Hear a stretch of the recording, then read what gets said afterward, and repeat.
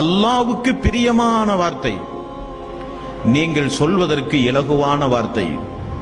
மீசானில் அந்த வார்த்தையை போட்டால் நன்மை தட்டு அதிகரிக்கும். அந்த அளவுக்கு சக்தி வாய்ந்த வார்த்தை எதுவென்று உங்களுக்கு நான் கற்றுத்தரவா? ரசூல் ஸல்லல்லாஹு அலைஹி வஸல்லம் அவர்கள் சொன்னார்.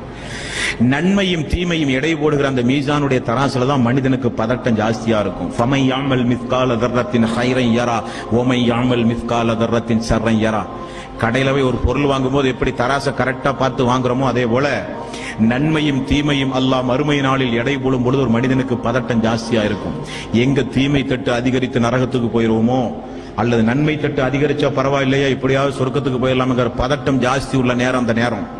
அந்த இடத்தில் ரசூல் ஸல்லல்லாஹு அலைஹி வஸல்லம் அவர்கள் அதற்கு நமக்கு ஒரு வழிமுறையை சொல்லித் தருகிறார்கள்.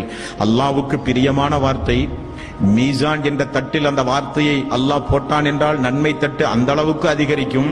ஆனால் நீங்கள் சொல்வதற்கு இலகுவான வார்த்தை.